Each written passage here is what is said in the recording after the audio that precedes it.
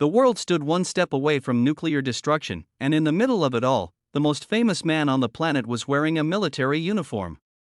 No stage, no applause, no escape. Elvis Presley didn't run from war, he stepped into it.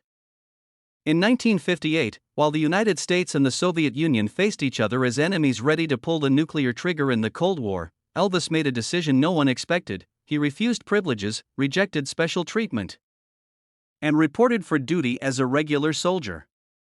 Training was a brutal reality check filled with mud, shouting, and psychological pressure, where he learned to shoot, survive, and obey, because there was no king of rock there, only another man being prepared for war. Then came Germany, one of the most dangerous places in the world at the time, where Elvis was assigned to the 3rd Armored Division, performing a role far from glamorous, becoming part of the combat machine. Operating and driving military vehicles while constantly training for a conflict that could start without warning. He didn't fly planes, he wasn't a high-ranking officer, he was a ground soldier ready to fight if war broke out, and that was the real fear, because no one knew when it would happen. Every day felt the same and yet filled with danger, with military drills, attack simulations, and shouted orders, while on the other side the Soviet Union watched, and one mistake could mean the end.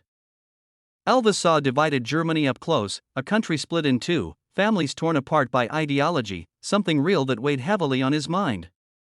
But the hardest moment didn't come from the enemy, it came from home, when during his service he lost his mother, the most important person in his life, unable to be there, unable to leave, forced to carry on while completely broken inside. Turning the war into something deeply personal. Even so, in the middle of the tension, there were rare moments when Elvis would pick up a guitar and quietly sing, giving the soldiers around him a few minutes of peace before reality returned. When he left the army in 1960, he didn't come back the same, he returned colder, more aware, and marked, without firing a shot in combat, without flying fighter jets, and without becoming a war hero. But having lived under the constant pressure of a world on the edge of explosion, because while the planet feared the end, the king of rock was inside it, and for the first time in his life, he couldn't simply walk off the stage.